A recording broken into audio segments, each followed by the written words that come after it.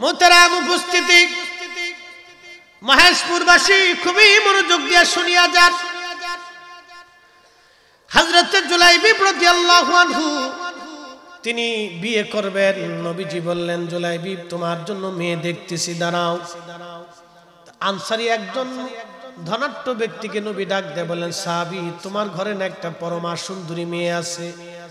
মাদানীরা এমনিতেই সুন্দর এবং তারা অত্যন্ত ভদ্র এবং শরীফ এবং খুব নম্র মনের এবং খুবই আত্মীয়তা প্রিয় এবং তারা খুব ইজ্জতওয়ালা। মাদানীরা অরিজিনাল মাদানী যারা, তারা কিন্তু অরিজিনালি আতিথ্যতা এবং মন নরম, খুব শরীফ এবং ভদ্র। তো সাহাবীকে নবী বললেন, সাহাবী তোমার ঘরে না একটা মেয়ে আছে? বলে, হ্যাঁ ইয়া রাসূলুল্লাহ। মেয়েটাকে কি বিবাহ দিবা? বলে, হ্যাঁ নবী গো, বিয়ে দিতে চাই। সাহাবী মনে করছে আল্লাহর নবী নিজে বিয়ে করতে চান। সাহাবী বলেন, হুজুর আপনি আমার মেয়েটাকে যদি বিয়ে করেন তাহলে আপনার সঙ্গে আমার আত্মীয়তা হবে। এর চাইতে পরম সৌভাগ্য আমার জীবনে আর কি হতে পারে? আমার রসুলের সাথে আমার আত্মীয়তা হবে। একবার জোরে বলা যাবে কি মারহাবা? সাহাবীদের সেন্টিমেন্ট দেখছেন, চিন্তা দেখছেন, কি করে তারা রসুলকে ভালোবাসতেন। তো বলতেছে, হ্যাঁ ইয়া রাসূলুল্লাহ, আমার জীবনে এর চেয়ে সৌভাগ্য কি যে আপনি আমার মেয়েটাকে স্ত্রী হিসেবে নিয়ে যাবেন। আল্লাহর নবী বলতেছে, সাহাবী রে, আমি বিয়ে করতে চাচ্ছি না, আমার এক সাহাবীর জন্য তোমার মেয়ের ব্যাপারে পয়গাম দিচ্ছি। বলে, হুজুর কোন সাহাবী? বলে, আমার জুলাইবি। জুলাইবি পরিচয় কি? কোন বংশের পরিচয় নেই, কোন দেশ তার ঠিকানা কেউ জানে না। এক নম্বরে বংশ পরিচয়হীন, দুই নম্বরে বামন, তিন নম্বরে কালো, চার নম্বরে দরিদ্র। চারটে পরিচয় তার। এই চার পরিচয়ে তার সাথে কেউ মেয়ে বিয়ে দিত না। আচ্ছা আপনি দিবেন কি? কথা কর না কেন? আপনি দিবেন? আমি এসে বললাম যে দেখেন আমার কাছে একটা ছেলে আছে, আপনার মেয়েটা, এই ছেলেটার এরকম পরিচয়, আপনি আপনার মেয়েটাকে দেন। আমাকে যতই ভালোবাসেন আপনি, তখন যে না হুজুর এটা হয় না, আমার মেয়েটাকে আমি সাগরে ভাসাইতে পারি না। আপনারে মহব্বত করি, ভালোবাসি, দাঁত করবো, খাবেন, আসবেন, যাবেন, কিন্তু এই কাজ আমি করতাম না। কি কথা ঠিক কিনা? সবাই কিন্তু তার সন্তানকে ভালো পজিশনে দিতেছে। তো সাহাবী হঠাৎ করে মন খারাপ করে ফেলছে, বলতেছে, ইয়া রাসূলুল্লাহ, জুলাইবিবের সাথে আমার মেয়ের পয়গাম। হুজুর আমার স্ত্রী আছে, মেয়ের মা আছে, আমি তার সাথে পরামর্শ ছাড়া কোনো সিদ্ধান্ত দিতে পারবো না। যেই সাহাবী এক্ষুনি বলতেছে আপনি বিয়ে করলে আমি খুশি, সেই সাহাবী আবার মুহূর্তের ভিতরে চেঞ্জ হয়ে গেছে। আল্লাহর নবীর মনটা বেজার হয়ে গেল। সাহাবী চলে গেছে বাড়ি।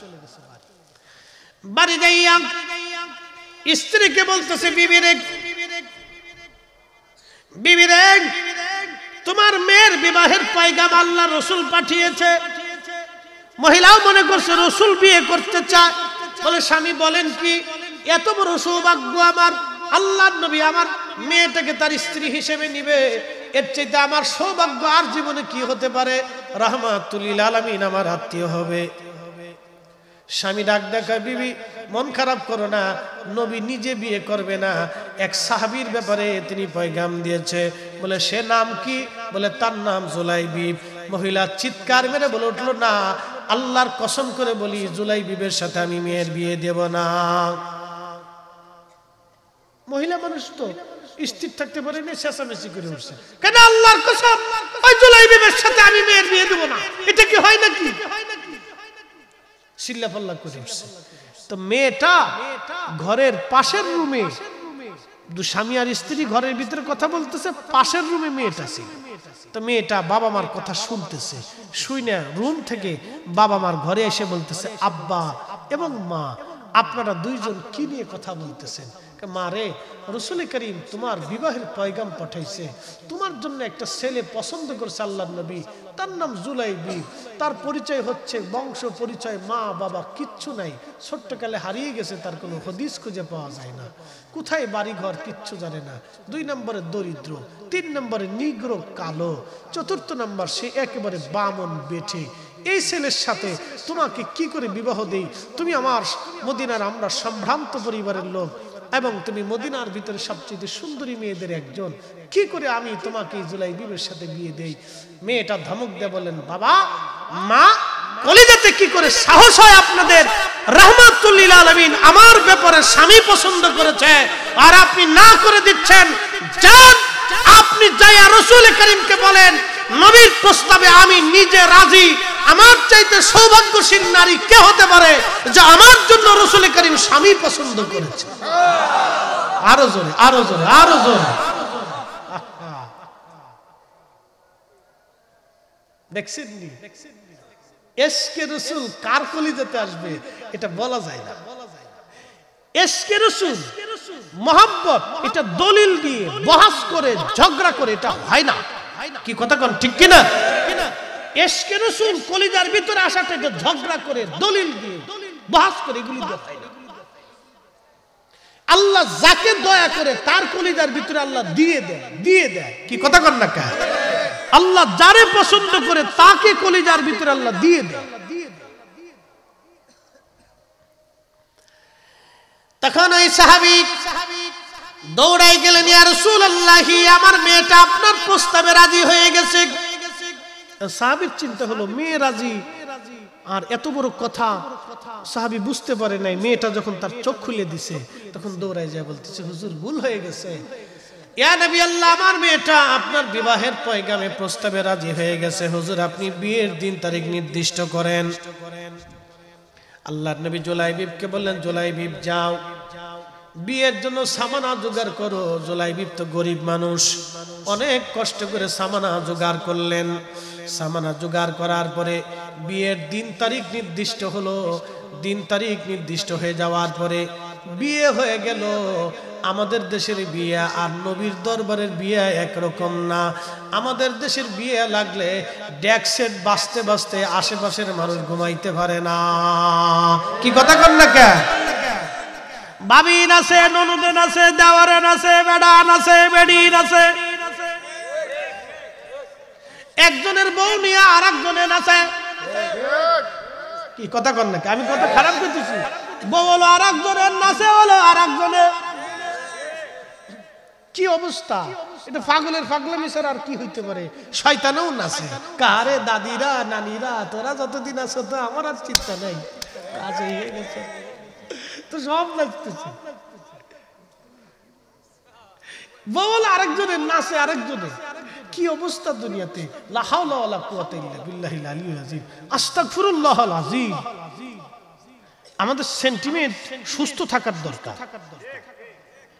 আমাদের মগজ সুস্থ থাকার দরকার। আমার মা বোনদেরকে বলি, মনে কষ্ট নিয়েন না বোন আমার, আপনাকে কষ্ট নেওয়ার কথা না, আপনাকে বুঝতে হবে। আনন্দ করেন, বিয়ে শাদীতে আনন্দ হবে, সেটা যেন পরিমার্জিত থাকে এবং মহিলারা মহিলাদের ফাংশনে তার আলাদা থাকবে। কি কথা ঠিক কি না? পুরুষটা ওরা না নাচুক না লাফাক না, ওরা লাফাক, ওরা আনন্দ করে।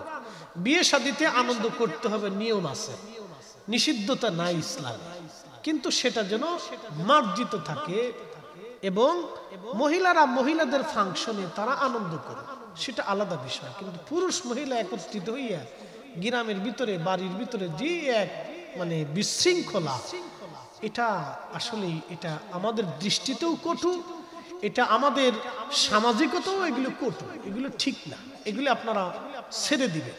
রাসূল কারীমের সুন্নাহের পদ্ধতিতে তো আসেন, সুখ আসবে। আমরা তো বিয়ে শাদী করছি, কি আমরা করছি না? না আলেম ওলামা আমরা তো বিয়ে শাদী করছি, আমরা যে করিনি তা তো না। আমাদের স্ত্রীরাও তো সাজে গুজে আসছে, কিন্তু সাজার পরে তো বুরকা মেরে দিচ্ছে। বাড়ি তো আমাদের স্ত্রীরাও আসছে, আমাদের বাড়ি ঘরে তো আনন্দ হয়েছে, আনন্দ হয়েছে না তা কিন্তু না, কিন্তু সেটা শরীয়ত পদ্ধতির ভিতরেই হচ্ছে। তো আপনারাও এরকম করেন না, ইনশাআল্লাহ হয়ে যাবে। তো যাই হোক, জুলাইবিব রাদিয়াল্লাহু আনহু সামানা জোগাড় করলেন, বিয়ে শাদী হয়ে গেছে, ইজাব কবুল হল। কিন্তু স্ত্রীকে তো কোনোদিন জুলাইবিব দেখেন নাই। সুন্দরী নারী শুনছেন যে মদিনার পরমা সুন্দরী মেয়েটা আমাকে পছন্দ করছে, রসুলের কথা। বিয়ে শাদী হয়ে গেছে। বিয়ের মজলিসে আল্লাহর নবী ঘোষণা দিলেন, যুদ্ধের দামামা বাজছে, কেউ যদি চাও তো আমার সাথে জিহাদে শরীক হতে পারো। জুলাইবিব রাদিয়াল্লাহু আনহু তখনই সিদ্ধান্ত নিলেন, ইয়া রাসূলুল্লাহ, আপনার জন্য জীবন গড়ছি, আপনার জন্য সংসার পাইছি, আপনার জন্য সবকিছু হয়েছে, আপনি যুদ্ধে চলে যাবেন আর আমি শ্বশুর বাড়ি আরাম করে কাটাবো। জুলাইবিব রাদিয়াল্লাহু আনহু আল্লাহ রসুলের সাথে স্ত্রী রেখেই রওনা হয়ে গেলেন। আল্লাহু আকবার। না হয় নাই, আরো জোরে বলেন আল্লাহু আকবার। এটার নাম ইশকে রাসূল। রানা হয়ে গেলেন। কঠিন যুদ্ধ, বহু সাহাবী যুদ্ধে শহীদ হয়ে গেলেন। আল্লাহর নবী বললেন, সাহাবীরা রে, সবাইকে দাফন কাফন করার ব্যবস্থা করো, সবাইকে দাফন করে আমি চলে যাব। জুলাইবিব রাদিয়াল্লাহু আনহু, আহা নবীজি, সব সাহাবী দাফন করার জন্য সবার লাশগুলি এনে এনে কাতার করে রাখতে লাগলেন। সমস্ত শহীদ সাহাবীদের লাশ এনে সিরিয়াল করে রাখলেন। আল্লাহর নবী কাপড় সরিয়ে সরিয়ে সবার চেহারা এক নজর করে দেখতে লাগলেন, কে কে মারা গেল, কে কে শহীদ হয়ে গেল। শেষ বিদায়ে একটা নজর করে রহমতের নবী দেখতে লাগলেন। সবার লাশ দেখা হয়ে গেল। আল্লাহর নবী ডাক দেয়, বলে, সাহাবীরা রে, তোমরা কি সবার লাশ আনছো? বলে, হ্যাঁ ইয়া রাসূলুল্লাহ, ময়দান তন্ন তন্ন করে খুঁজেছি, সব সাহাবীদের লাশ নিয়ে আসছি। আল্লাহর নবী চোখের পানি ছেড়ে দিয়ে বললেন, সাহাবীরা রে, না, এখনো একজন বাকি আছে। তোমরা সবার লাশ আনছো, কিন্তু আমার জুলাইবিব কোথায় বলো? বলে, হুজুর, সারা ময়দানে জুলাইবিবকে পাই নাই।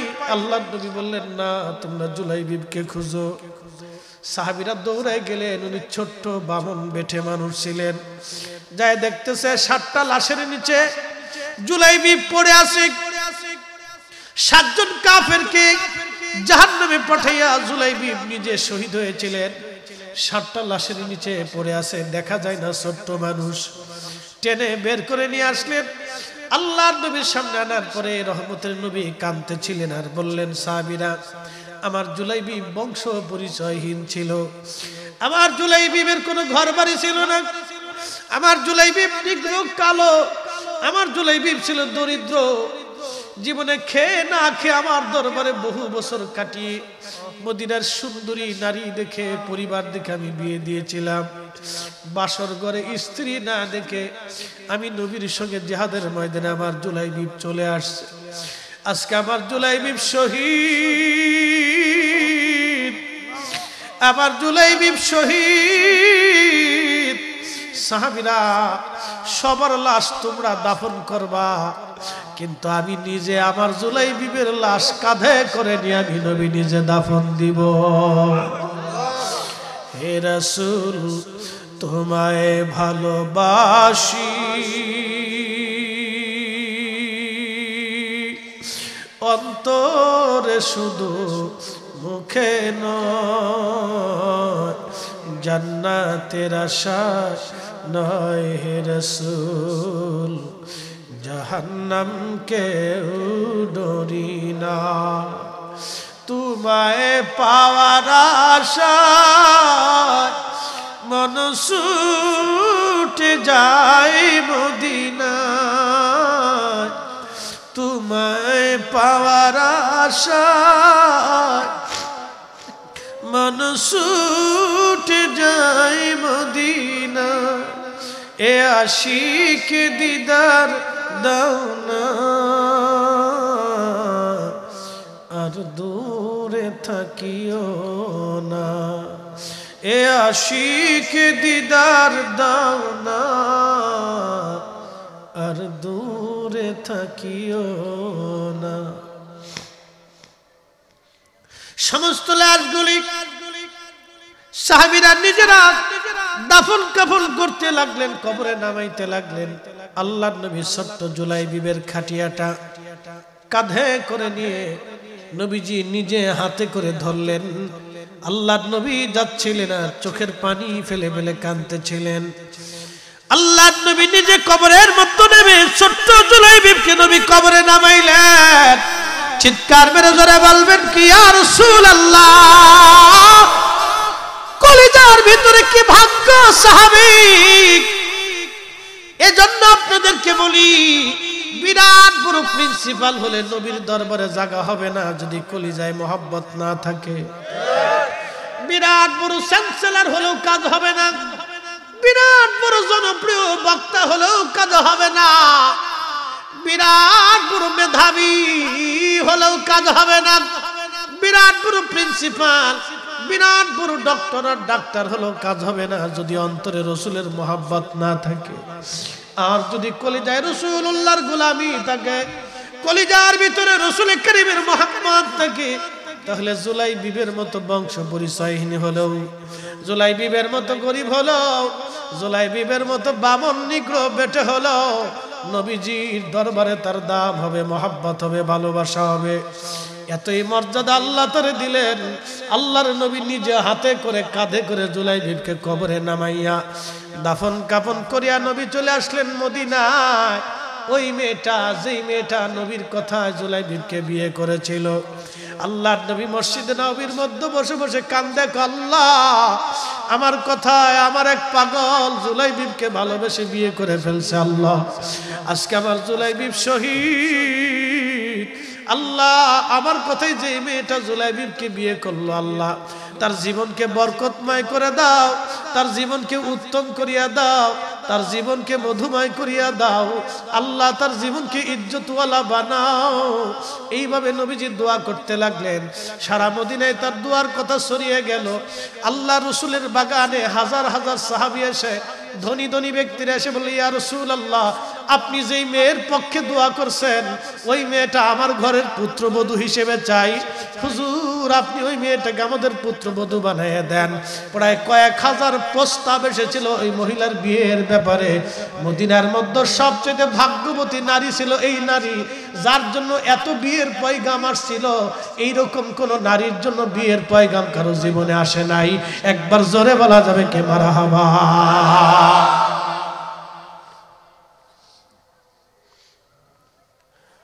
ওরে ধনী মানি পাই না তারে, ওরে ধনী মানি পাই না তারে, পায় আসে কানে। কি কথা কোন ঠিক কিনা? বন্ধু আমার খুবই মনোযোগ মহাসপুরবাসী, সাহাবীদের রাসূল প্রেম আমি কি করে বুঝাবো? এই জন্য কোরআন বলে, আমিনু কামা আমানান নাস, তোমরা ঈমান আনো আমার সাহাবীদের ঈমানের মতো। তোমরা ঈমান আনো আমার নবীর সাহাবীদের ঈমানের মতো। তোমরা ঈমান আনো আমার নবীর সাহাবীদের ঈমানের মতো। মহেশপুরবাসী রে, আহা আমাদের জীবনের কোনো আমল নাই, বুজুর্গি নাই যে বুজুর্গি দিয়ে আল্লাহকে খুশি করব। আল্লাহর কসম করে বলি, আমরা বাঁচলেও নবীর পক্ষে, মরলেও নবীর পক্ষে, কেউ থাকলেও নবীর পক্ষে। আমরা রসুলের শানের পক্ষে, ইজ্জতের পক্ষে, ভালোবাসার পক্ষে, তাজিমের পক্ষে। দুনিয়ার সবাই যদি বেদাতিও বলে, ওগুলি দেখার সময় আমাদের না। বলেন ঠিক না ঠিক?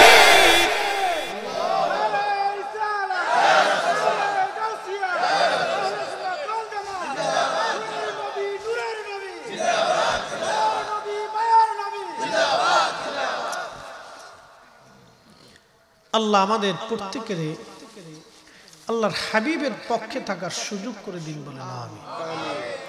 প্রিয় ভাই আমার, একটা কথা মনে রাখতে হবে, আমরা তো সবাই চলে যাওয়ার যাত্রী, ঠিক কি না? কেউ কিন্তু থাকার যাত্রী না। আমাদের আগেও তুতি ও জবান খুব সুন্দর জবানওয়ালা বক্তারাও চলে গেছে। অ্যাটেনশন, একটা লোক উঠবেন না। আমাদের আগে অনেক লোক কবরে চলে গেছে, অনেক বক্তা কবরে চলে গেছে, অনেক বক্তার কবরের চিহ্ন হারাই গেছে, আজকে নাই। অনেক বক্তার কবরের চিহ্ন হারিয়ে গেছে, আজকে নাই। আমি একটা কথা সবসময় উপলব্ধি করি, আল্লাহ আমাদের আগে কত বক্তা কবরে চলে গেছে, কত বক্তার কবর ঠিকানা হারিয়ে গেছে, কবর আর খুঁজে পাওয়া যায় না। জাইরিনরা তাদের কবরের পাশে যায় না, আমরাও একদিন হারিয়ে যাব, তো উপায় কি হবে আমাদের? এজন্য আমি সবসময় আল্লাহ রসুলের পক্ষে কথা বলি। আমি আমার ভাষা ও মহব্বত দিয়ে মানুষকে বোঝানোর চেষ্টা করি, কাউকে কটাক্ষ মনে কষ্ট দিয়ে না। কারণ কোনো ভাই মনের অজান্তে ভুলের কারণে, ভুলের ঊর্ধ্বে কেউ না, ভুলের মধ্যে থাকতে পারে, তাকে ভালোবাসা দিয়ে উদউ ইলা সাবিলি রাব্বিকা বিল হিকমাতি ওয়াল মাউইদাতিল হাসানা। কোরআন বলতেছে তুমি সুন্দর শব্দমালা দিয়ে, হিকমত দিয়ে মানুষকে আল্লাহর দিকে ডাকো।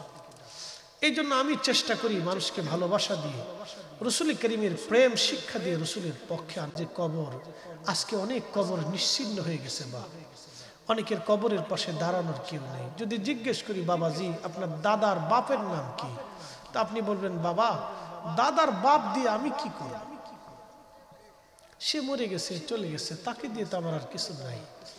আপনি সর্বোচ্চ দাদা পর্যন্ত মনে রাখেন, তাও কালের বিবর্তনে, সন্তানের মোহে, সংসারের ঝামেলায় ভুলে যান। এরপরে যদি জিজ্ঞেস করি বাবা, তো বাবার কথাটা মনে রাখেন। আব্বার স্মৃতি এটা সন্তান সহজে ভুলতে পারে না। ওই স্মৃতি মনে করিয়া বাবার জন্য অনেকে দোয়া করে কান্দে, মার জন্য দোয়া করে কান্দে। কিন্তু আপনি দেখেন তো আপনার পরবর্তী প্রজন্ম, আপনার ছেলে আপনাকে মনে রাখবে, তারপরে আপনার নাতি আপনাকে কিছু মনে রাখবে, কিছু ভুলে যাবে। পুতি আসার পরে টোটালি আপনাকে বর্জন করবে, আপনার কথা বেমালুম সে ভুলেই যাবে। এই যে আপনার পুতির জমানা আসার পরে আপনি কি হলেন, পৃথিবী থেকে হারিয়ে গেলেন, পৃথিবীর মানুষের স্মরণ থেকে আপনি কি হয়ে গেলেন, জুদা হয়ে গেলেন, হারিয়ে গেলেন। তাহলে আমরা কেন সামান্য একটু সময়ের জন্য মানুষের ক্ষতি করব? আমরা কেন ভাইয়ের হকটা নষ্ট করব? আমরা কেন মানুষের মনে ব্যথা দিব? আমরা কেন মানুষকে কষ্ট দিব? আমরা কেন আল্লাহর আইন থেকে জুদা হব? আমরা কেন আল্লাহর বিধান থেকে নিজেকে দূরে রাখবো? নারে তাকবীর, নারে রিসালাত, আহলে সুন্নাত ওয়াল জামাত। আল্লামা মাহবুবুর রহমান সালি সাহেবের আগমন, প্রধান আকর্ষণের আগমন। নারে তাকবীর, নারে রিসালাত। এই কথাটাই আপনারা সারা জীবন মনে রাখবেন।